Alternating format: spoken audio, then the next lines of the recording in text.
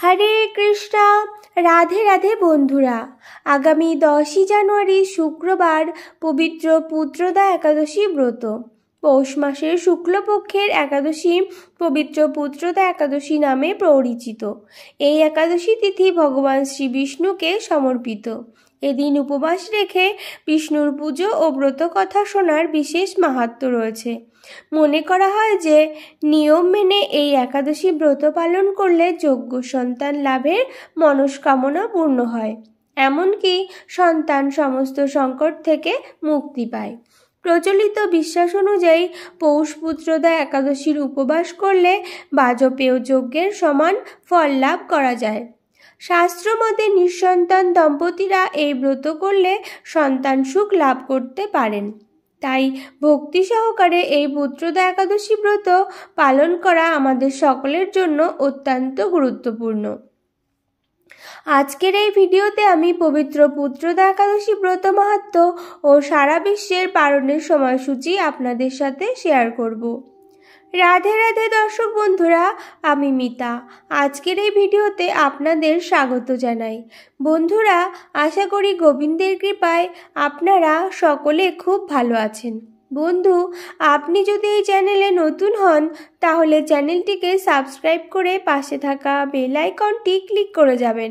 আর ভিডিওটি ভালো লাগলে লাইক করবেন আর কমেন্টে লিখবেন জয় রাধা গোবিন্দের জয়, এবং ভিডিওটি আপনার পরিচিত বন্ধুবান্ধব ও আত্মীয় স্বজনদের উদ্দেশ্যে শেয়ার করবেন এবং ভিডিওটি অবশ্যই শেষ পর্যন্ত দেখবেন। দর্শক বন্ধুরা, আপনারা যারা একাদশী ব্রত পালন করতে পারেন না তাদের কাছে আমার বিনীত অনুরোধ, আপনারা কৃপা করে একবার হলেও এই মাহাত্ম্য কথা শ্রবণ করুন।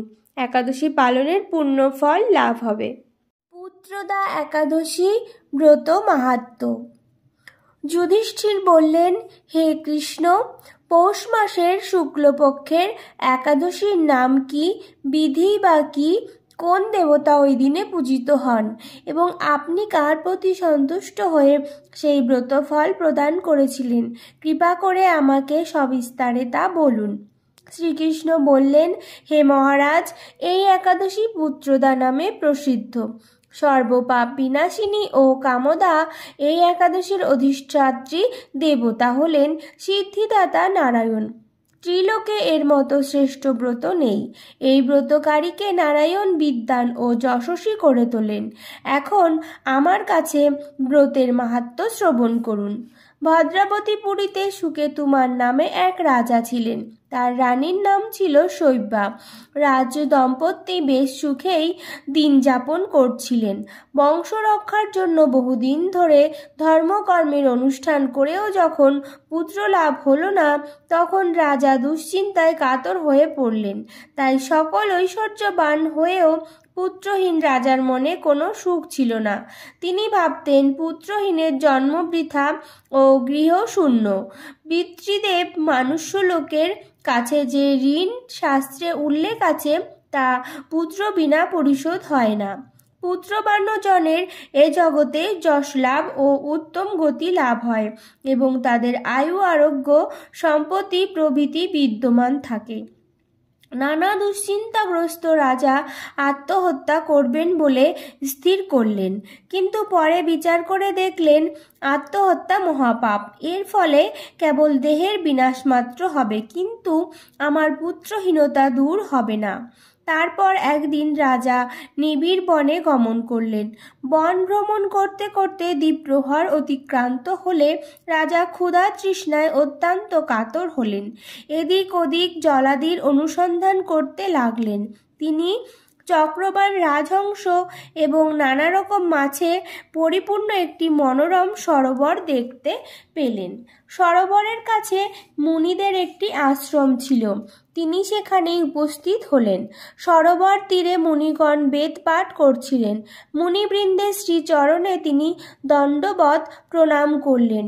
মুনিগণ রাজাকে বললেন, হে মহারাজ, আমরা আপনার প্রতি প্রসন্ন হয়েছি। আপনার কি প্রার্থনা বলুন। রাজা বললেন, আপনারা কে এবং কি জন্যই বা এখানে সমবেত হয়েছেন?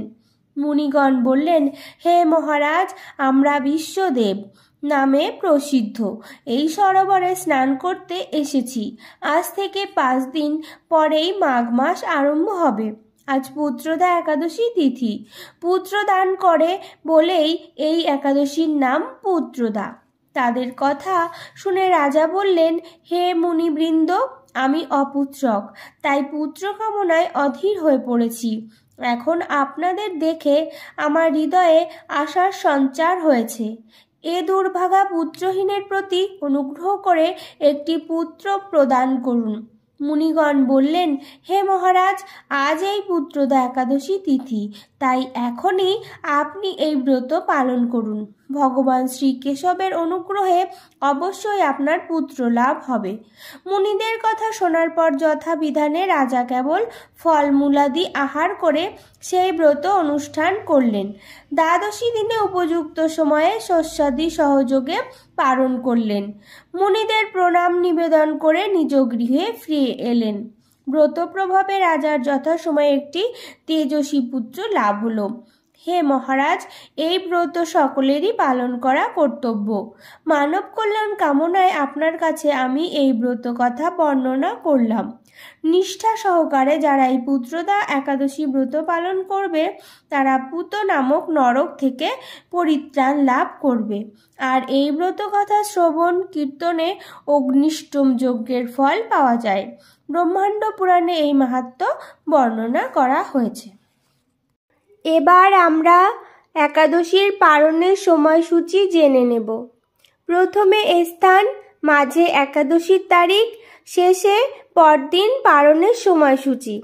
বাংলাদেশ 6:51 থেকে 8:53, পশ্চিমবঙ্গ 6:27 থেকে 8:23, দিল্লি 7:15 থেকে 8:23, বৃন্দাবন 7:11 থেকে 8:23, উত্তরপ্রদেশ 6:58 থেকে 8:23, মুম্বাই 7:14 থেকে 8:23, পুনে 7:09 থেকে 8:23, নাগপুর 6:53 থেকে 8:23, চেন্নাই 6:34 থেকে 8:23, ভুবনেশ্বর 6:24 থেকে 8:23, ঝাড়খণ্ড 6:32 থেকে 8:23, বিহার 6:35 থেকে 8:23, ছত্তিশগড় 6:42 থেকে 8:23, শিলং 6:10 থেকে 8:23, গুয়াহাটি 6:12 থেকে 8:23, আগরতলা 6:09 থেকে 8:23, মিজোরাম 6 থেকে 8:23, মণিপুর 6 থেকে 8:23, নাগাল্যান্ড 6 থেকে 8:23, অরুণাচল প্রদেশ 6:07 থেকে 8:23,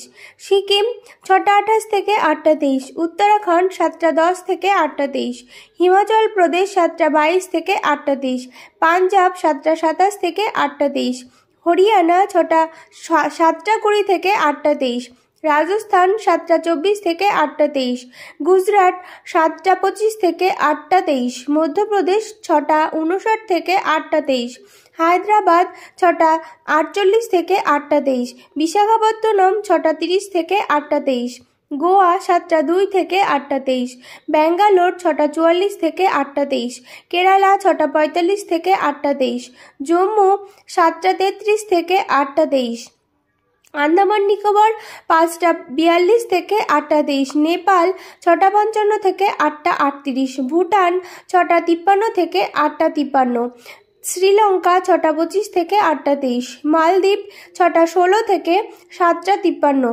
মায়ানমার 6:42 থেকে 9:23, পাকিস্তান 7:13 থেকে 7:53, মালয়েশিয়া 7:22 থেকে 10:53, সিঙ্গাপুর 7:10 থেকে 10:53, ইন্দোনেশিয়া 5:46 থেকে 9:53, ব্রুনেই 6:32 থেকে 10:29, থাইল্যান্ড 6:44 থেকে 9:53, কম্বোডিয়া 6:23 থেকে 9:53, ভিয়েতনাম 6:35 থেকে 9:53, ফিলিপাইন 6:24 থেকে 10:10, তাইওয়ান 6:40 থেকে 10:14, জাপান 6:51 থেকে 10:09, দক্ষিণ কোরিয়া 7:46 থেকে 11:02।